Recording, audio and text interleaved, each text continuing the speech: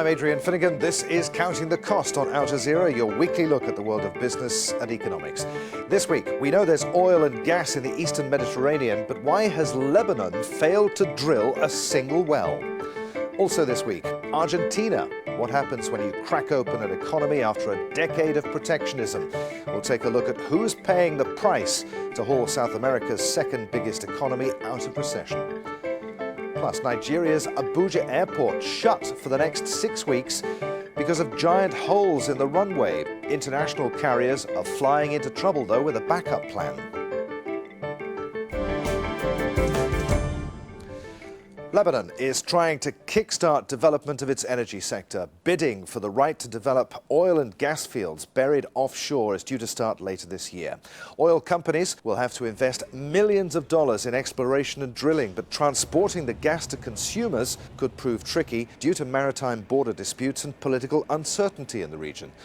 Lebanon, which has the highest debt as a share of annual economic output among Arab states, regularly suffers power outages, and it's hoped the discoveries will help to transform its economy. Well, Lebanon's reserves are part of the Levant Basin, which lies in the eastern corner of the Mediterranean Sea. It's one of the world's most underexplored areas for natural gas. Other players who could benefit from extracting the natural resources there are Israel, Cyprus, and the Gaza Strip. So far, Israel's been the most successful in exploring the area. It's discovered two gas fields, big ones too, in 2009 and 2010. A US Geological Service study estimates a potential of 1.7 billion barrels of oil and 3.45 trillion cubic meters of natural gas in the area. Well, years of political problems have disrupted Lebanon's ambitions to tap the resource. Neighboring countries, including Egypt, Israel and Cyprus, have already started production. It's feared that Lebanon may never catch up. MTS Tayyab reports now from Tripoli about the challenges ahead. Lebanon's oil and gas sector has seen better days. Its history in the industry is almost as old as Middle Eastern oil production. Since the 1930s, crude oil has been brought here from Iraq to be refined and exported to neighboring countries. This refinery was built in the 1960s, but successive wars across the region slowed production, nearly killing the industry. Now, hope is on the horizon. Buried deep below Lebanon's section of the eastern Mediterranean Sea are an estimated 96 trillion cubic feet of natural gas and 850 million barrels of oil. With these oil reserves, we could profit between $2 to $3 billion a year. As for the gas resource, all we need to do is filter it, and the revenue would be enormous. I estimate the profit alone could be equal to all of Lebanon's current national budget. Unlike its neighbors, who have fast-tracked development, Lebanon's oil and gas ambitions have faced repeated delays. Lebanon lags far behind neighboring Israel, Cyprus, and Egypt in developing its deposits of oil and gas, partly because of political paralysis, which saw the country without a president for more than 2 years. But a new government is now in place, and it wants to move quickly to develop and extract what they believe is a potentially huge amount of oil and gas under their section of the eastern Mediterranean Sea. But some oil and gas sector analysts say Lebanon may already be too far behind. This is the Israeli Tamar gas platform. It produces around 40% of Israel's energy needs and will soon be collected to the huge Leviathan gas field. Leviathan is so large, Israel could soon become an energy exporter. The Lebanese government says part of the Leviathan field extends into its waters, but without any infrastructure in place to tap the deposit, there's little it can do. Israel has discovered this oil at the same time, and now they have started selling this gas for 4 years now, and Lebanon has not yet started. And if they finally decide to start, they need like 4 to 5 years to get the first drop of gas to the market. Further complicating Lebanon's oil and gas ambitions is a potential shortage of regional customers. Egypt's Zohr gas field is even larger than Leviathan, and the Egyptian, Turkish, and Israeli governments have already signed import and export deals with each other. So while the Lebanese government is now in the process of auctioning off energy development rights to some of its offshore areas, its own oil and gas experts warn no matter how hard it tries to catch up with its neighbors, Lebanon may never do so.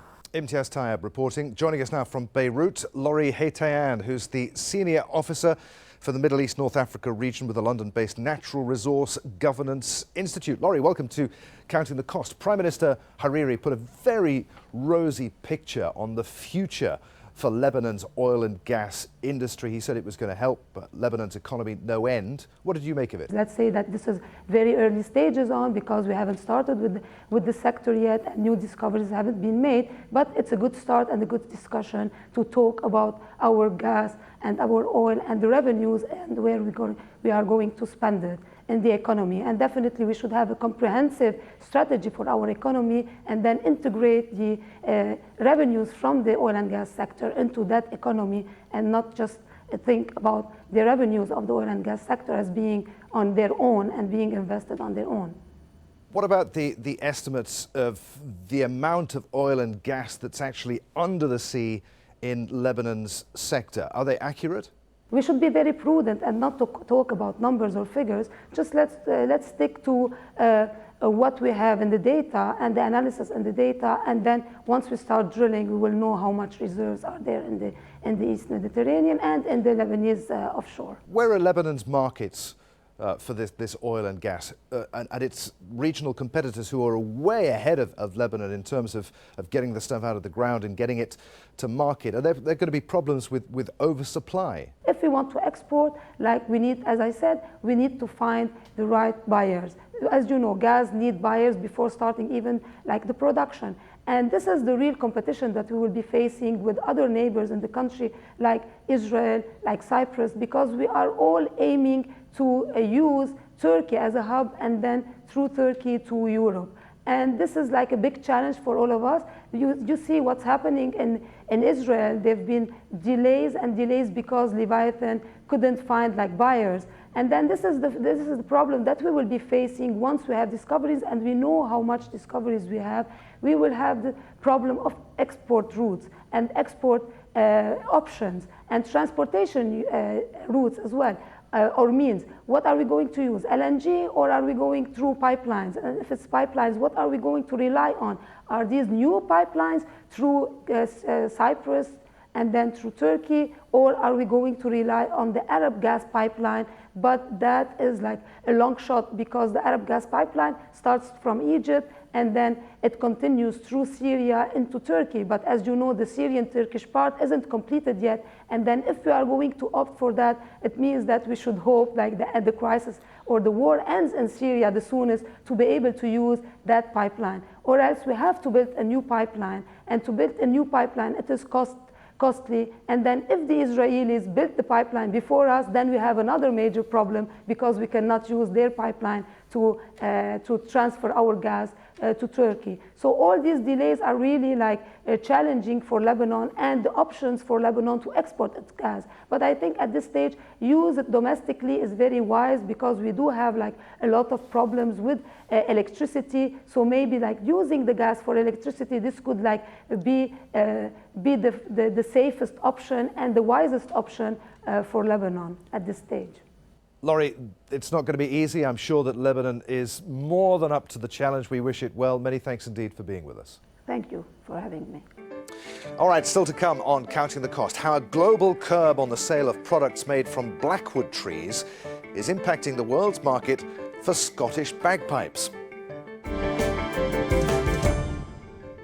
But first, flyers of Nigerian skies have a turbulent few weeks ahead. The capital, Abuja, has been forced to shut its main airport due to a ruptured runway. International carriers complained the repairs are long overdue, but the backup airport at Kaduna isn't a solution, they say. Amma Boateng reports. Kaduna Airport has never seen this kind of activity. Most of the passengers have no business in Kaduna. All flights to and from Abuja are being rerouted here for 6 weeks while the runway in the capital is resurfaced. It's already testing the patience of passengers. Some have travelled 2 hours by road from Abuja to get here in shuttle buses, accompanied by armed escort to guard against the threat of kidnapping and armed robbery. People should be on ground to give a sense of direction, to tell people where to get your luggage, where the vehicles are and all that. So information dissemination is a bit of a problem because like we came here, nobody told us anything. So we just wait and wait and wait. Building work is also ongoing at the new international terminal. The country's Minister for Transport acknowledges that the changeover is straining the system. Can't expect that it will be normal the first day. This is not Abuja Airport. This is Kaduna Airport that is being transformed into an Abuja Airport. So passengers are being processed, taken in and all that. Planes are taking off, which is more important. It's not the terminal, it's the fact that the aircrafts are taking off and landing safely and all that. The chairman of one of Nigeria's major domestic airlines, recently under receivership, blames decades of underinvestment. We need to have a planned, systematic way of maintaining our runway consistently, and not just this firefighting approach. For Nigeria, that's not the only problem. Only one major international airline has agreed to fly to Kaduna, Ethiopian. The domestic airlines say they foresee a drop in the passenger numbers, and that's likely to lead to a cut in the number of flights they're operating daily. Now, the fact that the majority of international carriers have chosen to stay away from Kaduna is a blow to Nigeria's reputation, and also financially, because most of those international passengers are business travelers. Well, let's discuss this further with Peter Morris, a chief economist at Flight Ascend Consultancy. He's in London. Peter, good to have you with us. So the international carriers that fly into Nigeria aren't happy. Why, according to them, won't the Kaduna plan fly? Well, I think the big thing about it is you have safety and security issues across Africa, particularly when you've got to have a road connection. So people going to Abuja clearly are going to be unhappy about going 100 miles away.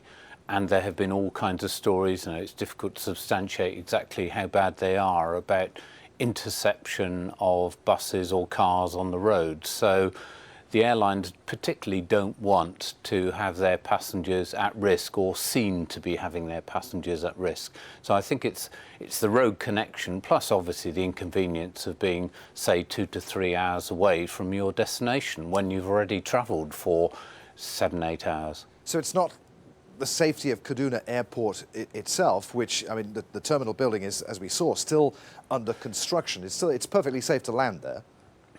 Well, you wouldn't get clearance to be able to land because nobody's going to take risks with flights. I think there is an element that clearly it hasn't been used for major international operations on that scale before. So there's always a bit of a stretch in terms of operations. But I think it's as much the kind of inconvenience element as well. All those things together are just a whole series of negatives, effectively. Does Africa, Peter, still fly on a wing and a prayer? Well, no. I mean, there are elements of Africa and people that have stuck to a particular business model. And the classic example here is Ethiopian, that has built a business literally out of Africa, that in a way has benefited from the chaos that so many other African carriers or carriers flying to and from Africa have gone through. And they've just steadfastly stuck to their plan of having a viable airline that has just expanded its network across Africa and particularly serving other continents as well. So there is a market opportunity there without a doubt, but the problem is that there are only 3 or 4 players of that kind of scale who can afford new aircraft, who can develop new routes. Other people are kind of struggling from one crisis to another, it seems. But I think the flip side of that has been that Ethiopian has been the one that stood out. There are others like Royal Air Maroc to some extent, but Egypt Air has obviously had its own problems, having kind of started very well, but the turmoil in the country has affected it as well.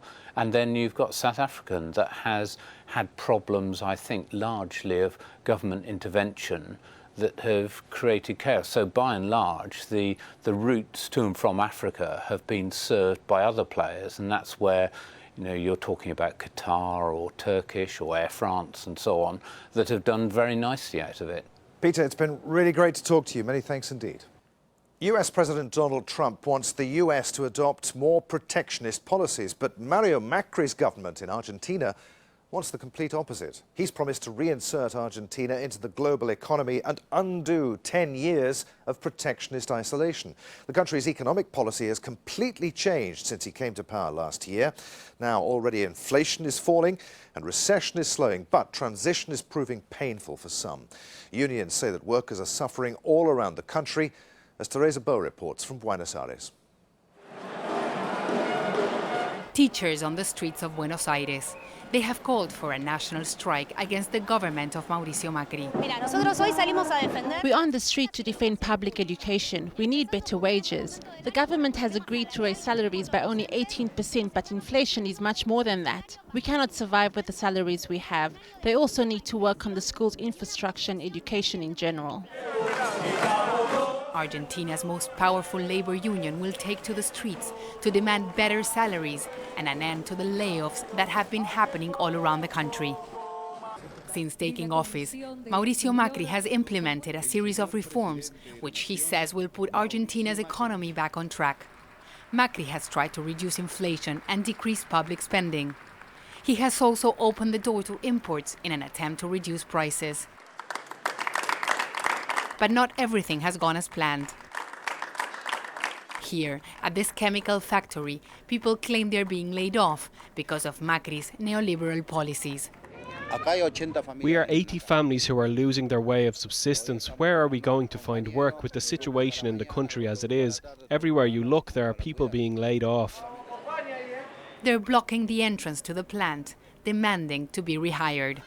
The company is supposedly shutting down this operation to focus in other projects, but these people believe that they're being lied to and that the company's real plans are to start importing the chemicals that they used to produce here in Argentina. The government says the protests this week are politically motivated by an opposition that includes former President Cristina Kirchner.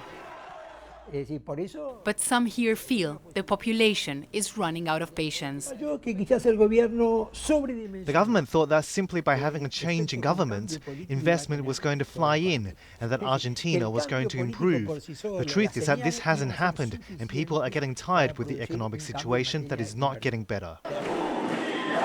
Inflation and unemployment are the main reasons why teachers and workers in general will control the streets of Buenos Aires for the next few days. They want the government to start looking their way.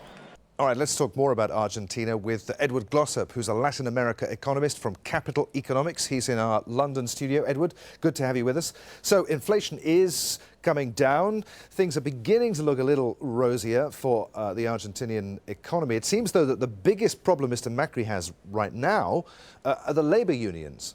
Absolutely. I mean, we have nationwide protests going on in the country right now. And as you say, while inflation has started to come down and there are signs that the economy is picking up, these nationwide strikes just underline two things. One, how extremely difficult it will be for Macri and his administration to unwind the policies of the Kirchners over the past 15 years. And two, it simply underlines how unpopular some of his measures, such as subsidy cuts and fiscal tightening, have been on the population. You talk about he and his administration having to unwind the past. Can they do it?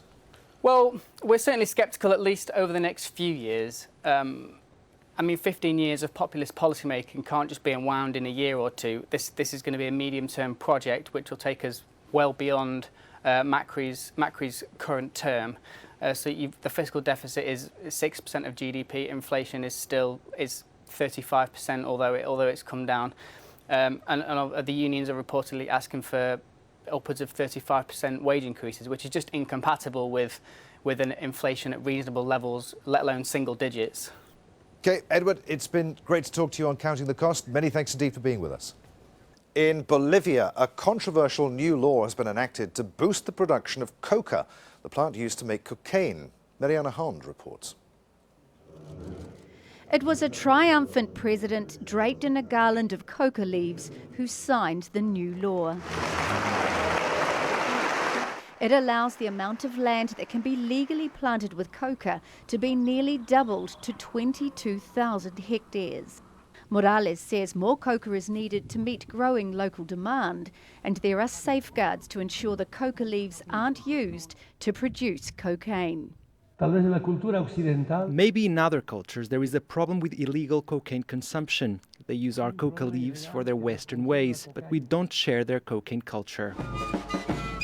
Coca is a mild stimulant used in Bolivia for thousands of years. It's put in food, in tea, and used to treat ailments. It's also the main ingredient for cocaine. The fight against the cocaine cartels drew Bolivia into anti-narcotic operations across South America in the 1990s, turning parts of Bolivia into conflict zones as farmers were forced to destroy illegal crops of coca. When Morales expelled the US Drug Enforcement Agency in 2008, reform began. Now it's UN inspectors who monitor land for coca production, while local groups keep tabs on what happens to the end product. But the president's policy isn't universally supported. The opposition argues it's in breach of international treaties, and Bolivia remains a major transit and processing hub for the cocaine trade. The policy also led to infighting amongst growers' unions about who gets to grow the plants and where. We may have gone to a battle, but we have not lost the war. We as cocoa growers of the Yungas are more united than ever against this new law. It's also unpopular with the US government, which has led the global war on drugs for more than 50 years. But Morales has made it clear he doesn't care. His coca reform law is about meeting Bolivia's needs, Bolivia's way. Mariana Hond reporting. Finally this week, Scottish bagpipes, one of the loudest unamplified instruments on earth. But restrictions on wood used to make the pipes could turn down the volume on sales. Niamh Barker reports from Glasgow. It's the very sound of Scotland. The bagpipes have been played here for centuries, and this is where some of the world's best pipes are made, with precision engineering and age-old techniques. For generations, African blackwood's been used to make the pipes. They give bagpipes their colour. Anything else, say makers, gives an inferior sound. It's a good wood for machining purposes, also tonally for the instrument. It's been proven over many years, over 100 years, to be the one that produces the best sound. But the wood's now being placed on a protected list to prevent illegal logging. The Convention on International Trade in Endangered Species, or CITES, is set to impose new restrictions on the sale of products made from the trees. Bagpipe makers now face increased red tape and extra charges in sourcing this wood and selling their instruments.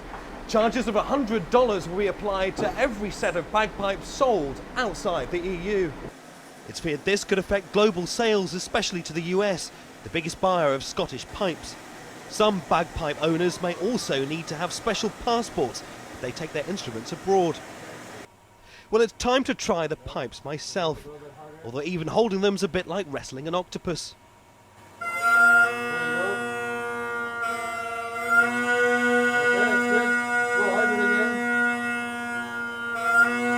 Well, that was my best effort. Here's how they're meant to sound.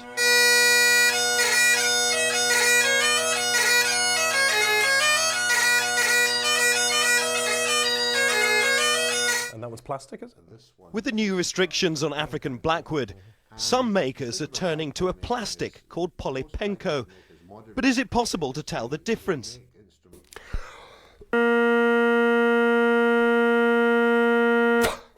That's what we'll call A.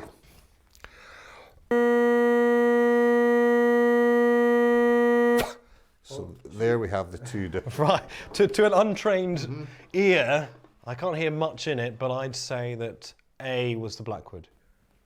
That's quite interesting because in fact A was the polypenco. To many bagpipers, a truly natural sound can only be produced with a natural product. But as efforts are made to sustainably harvest African blackwood, Scotland's bagpipe makers may soon feel the squeeze. I'd stick to the day job, Niamh. That's our show for this week. There's more for you, though, online at aljazeera.com/CTC. That'll take you straight to our page, which has individual reports, links, even entire episodes for you to catch up on. You can also tweet us. I'm at @afinnegan. Please use the hashtag AJCTC when you do, or you can email us at countingthecost@aljazeera.net. And that's it for this edition of Counting the Cost. I'm Adrian Finnegan from the whole team here in Doha. Thanks for being with us. The news on Al Jazeera is next.